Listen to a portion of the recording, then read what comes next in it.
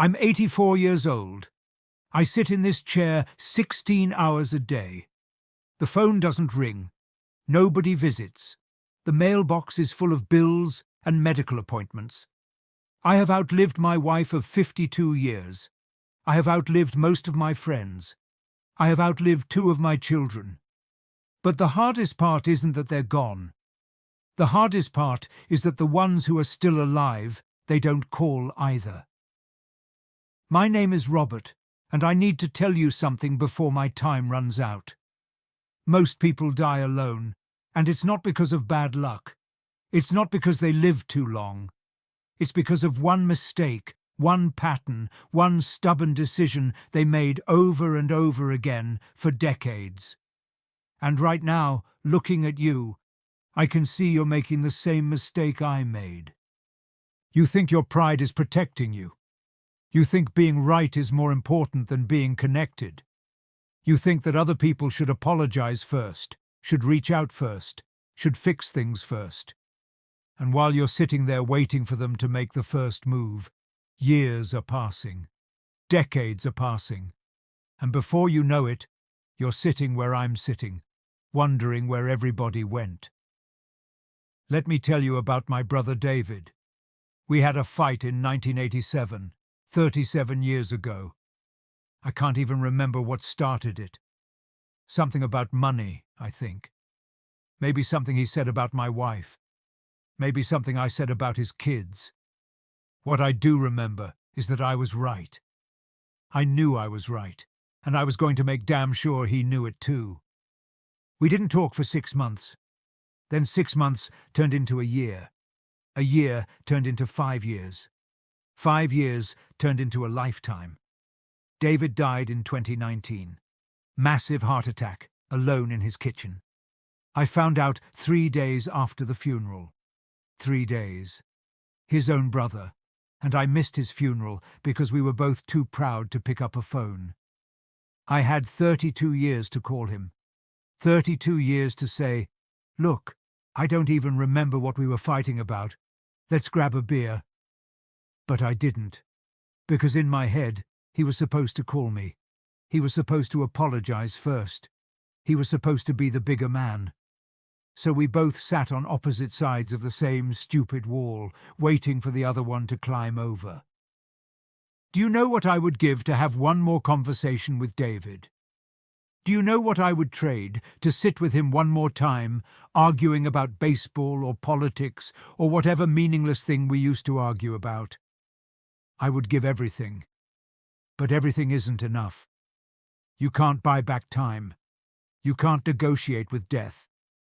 And you sure as hell can't apologize to a gravestone. That's the first hard truth I learned too late. Your ego is not your friend. Your ego will keep you warm for exactly 0 seconds when you're dying alone. Being right will not hold your hand in the hospital. Winning an argument will not visit you on Christmas morning. Pride is the most expensive luxury you can't afford, and it will bankrupt your relationships one by one until there's nothing left. Here's what I see when I look at young people today. You're all walking around with your phones, more connected than any generation in history, and somehow more isolated than ever. You'll spend 3 hours arguing with strangers on the internet about politics, but you won't spend 3 minutes calling your father. You'll post 1,000 pictures of your dinner, but you won't ask your mother how she's doing.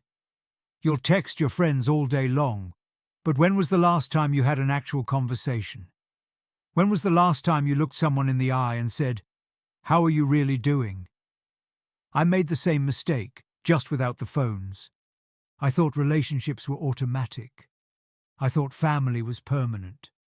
I thought friendship was a subscription service that renewed itself every year, whether I paid attention to it or not. I was wrong about all of it. Relationships are like gardens. If you don't water them, they die. If you don't tend to them, weeds grow.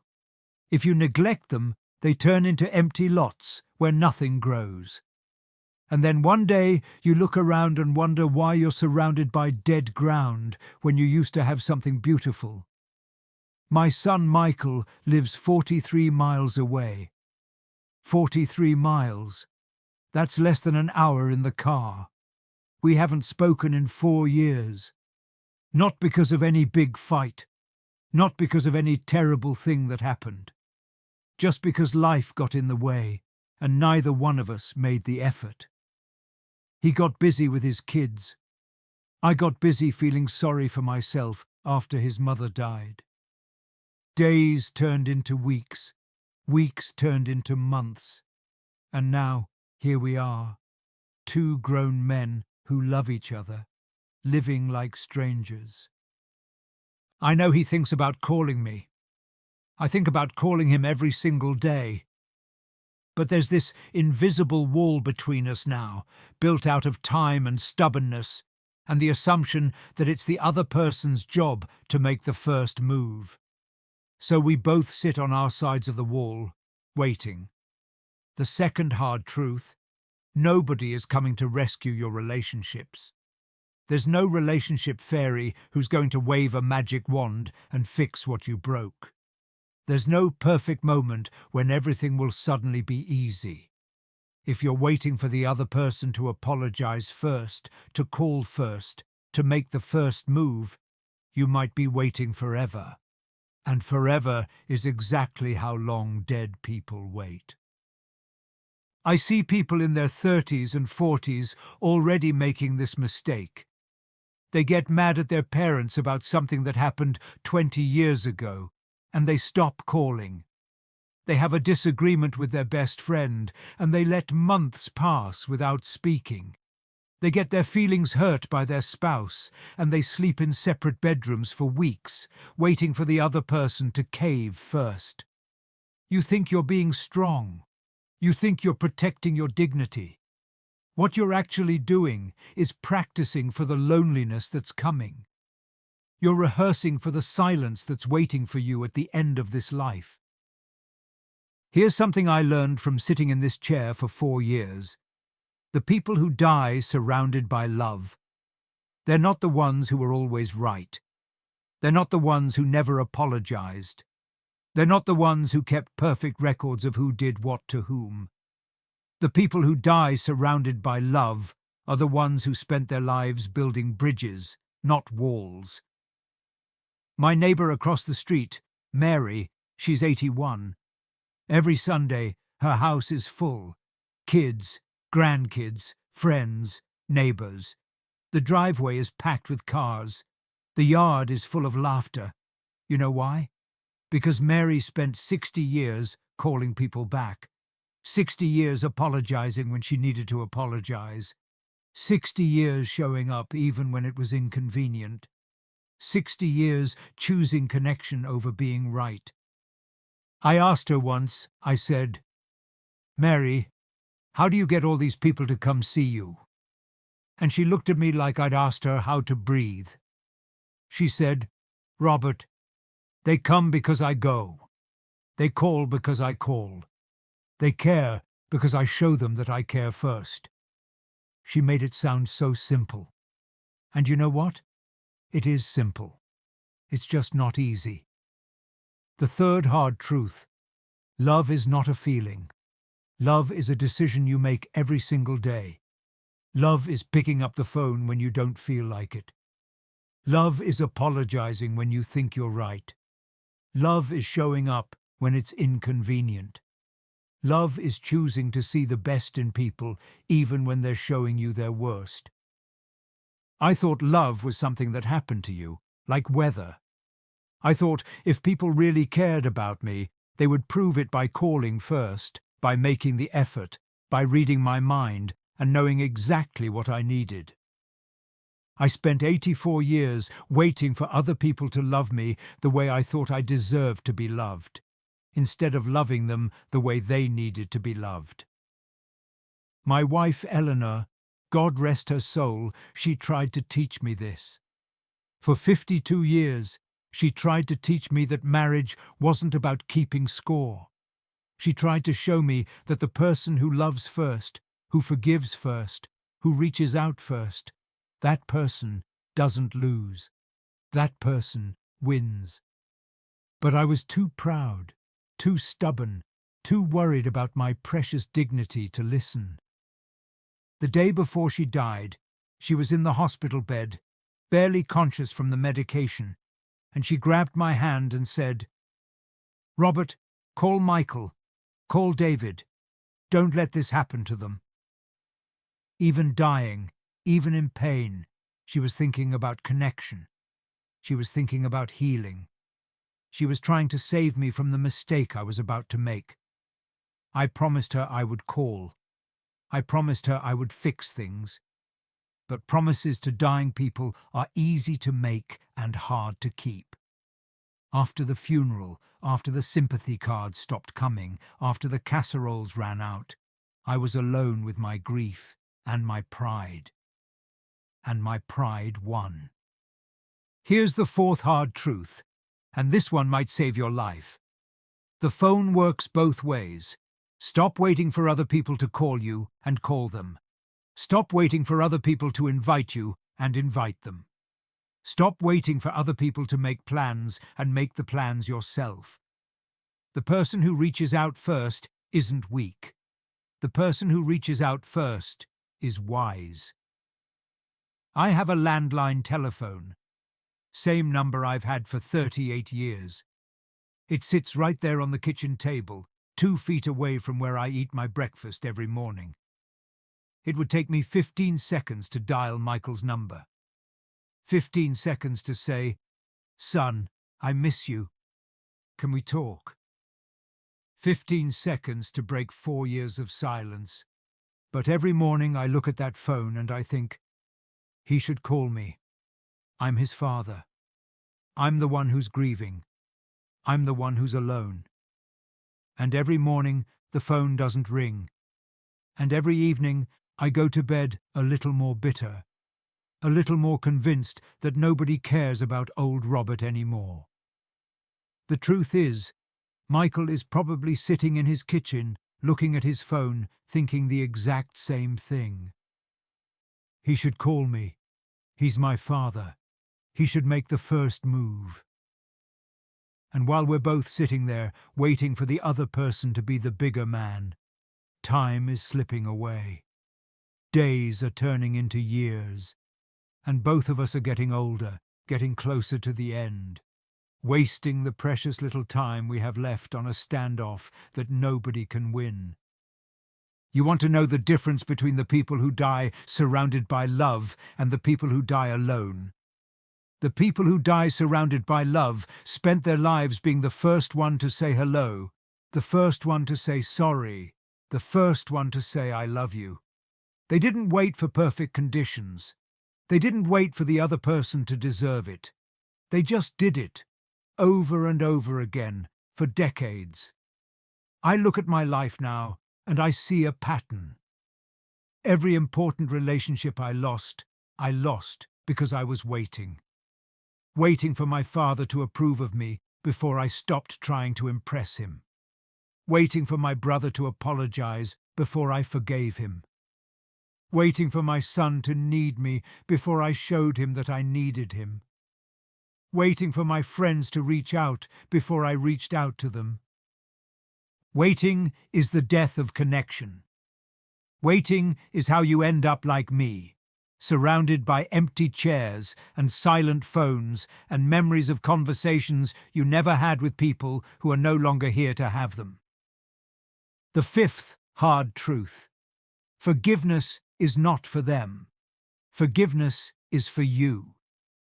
When you hold on to anger, when you nurse grudges, when you keep a mental list of every wrong that was ever done to you, you're not punishing the other person. You're poisoning yourself. You're choosing to carry around a backpack full of rocks for no reason except that you're too proud to set it down. My father died angry. He died keeping score. He died with a list of grievances longer than a grocery receipt, and not one of those grievances kept him warm in his final days. Not one of those grievances visited him in the hospital. Not one of those grievances held his hand when the lights went out. I'm following in his footsteps, and I know it. I'm 84 years old, sitting in an empty house, keeping track of who should call whom, keeping score of who owes what apology to whom. And for what? What am I winning? What am I protecting? What am I gaining by being right about every petty slight and perceived disrespect from the last 40 years? Nothing. I'm gaining nothing except the privilege of dying alone with my dignity intact and nobody around to care about my dignity. Here's what I want you to understand. What I wish someone had made me understand when I still had time to fix things. The people in your life, they're not perfect. They're going to disappoint you. They're going to hurt your feelings. They're going to make mistakes. They're going to be selfish sometimes, thoughtless sometimes, cruel sometimes. That's not a reason to cut them off. That's a reason to be human with them. You think you're protecting yourself by keeping people at arm's length, by making them prove their love before you give yours, by keeping careful track of who did what to whom. What you're actually doing is building a fortress around yourself. And fortresses keep enemies out, but they also keep friends out. They keep family out. They keep love out. And eventually, you're safe and alone inside your fortress, and safe and alone is still alone. The sixth hard truth. Perfect relationships don't exist. Good relationships do. The difference is that good relationships are built by people who understand that love is not a transaction. Love is not a contract where both parties have to fulfill their obligations before anyone gets anything. Love is a gift you give because you choose to give it, not because someone earned it. I spent my whole life trying to love people conditionally. I'll love you if you respect me. I'll forgive you if you apologize first. I'll call you if you call me. I'll visit you if you visit me. Love became this complicated math problem where I was always calculating who owed what to whom. But love doesn't work like that. Love works like breathing. You don't breathe because the air deserves it. You don't breathe because the air earned it. You breathe because you're alive, and breathing is what keeps you alive. Love is what keeps relationships alive. And just like breathing, if you stop doing it, everything dies. The hardest pill I've had to swallow in these last few years is that most of my loneliness is self-inflicted. It's not that people stopped caring about me. It's that I made it so hard for people to care about me that eventually they stopped trying. I turned every conversation into a test. Every phone call into an opportunity to keep score. Every visit into a chance to prove that I was right about how neglected and forgotten I was. I became exactly what I was afraid of becoming. I became someone people avoided. Not because I was a bad person, but because I was exhausting. Because every interaction with me came with conditions and expectations and the constant underlying message that whatever you did for me, it wasn't enough. My grandson came to see me last Christmas. Drove 4 hours with his wife and their new baby. They stayed for 2 hours. 2 hours out of their day to spend time with their grandfather. And what did I do?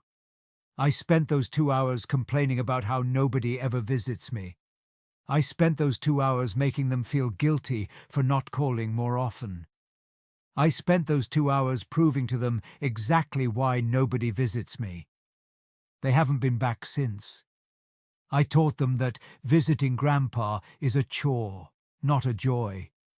I taught them that I'm someone who takes and complains and keeps score, not someone who gives and appreciates and enjoys their company.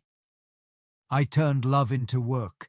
And then I wondered why people stopped wanting to work so hard. The seventh hard truth. You become what you practice. If you practice being critical, you become critical.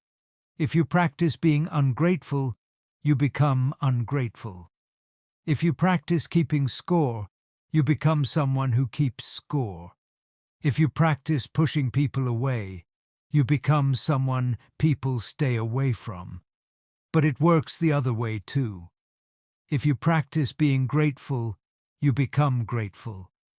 If you practice being generous with your love, you become generous. If you practice reaching out first, you become someone people want to reach out to. If you practice forgiveness, you become someone worth forgiving. I'm 84 years old.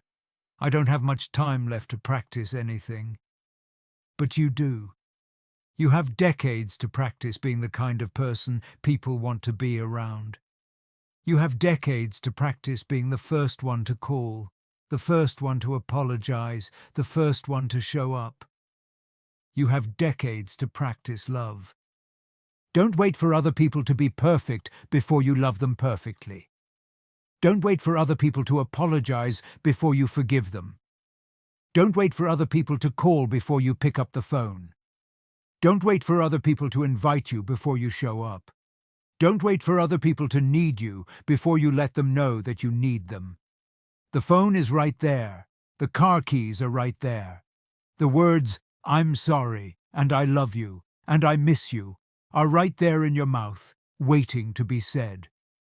The only thing stopping you from having the relationships you want is the pride that's keeping you from doing what needs to be done. I look at that phone every morning, and I think about calling Michael. I think about what I would say. "Son, I know it's been 4 years. I know we both said things. I know we both made mistakes. But I'm 84 years old, and I miss my boy, and I don't want to die without telling you that I love you, and I'm proud of you, and I'm sorry for whatever I did that made you think you couldn't call your old man."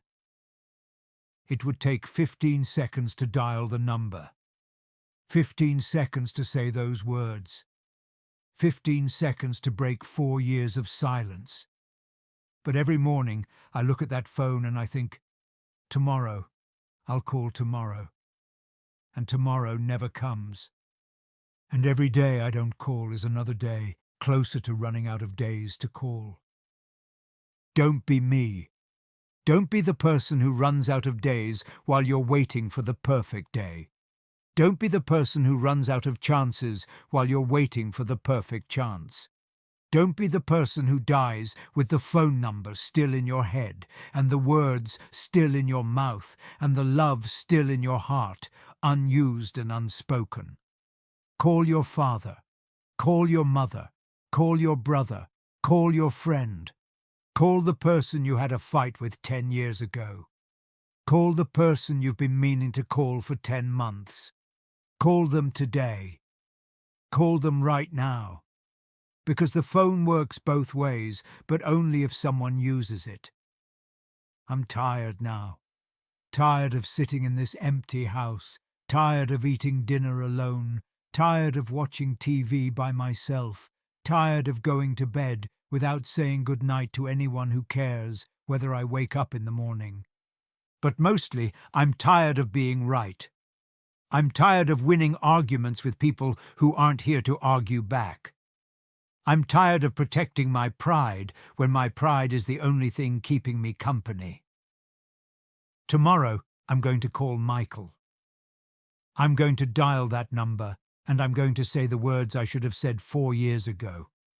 And if he doesn't answer, I'm going to call again the next day, and the day after that.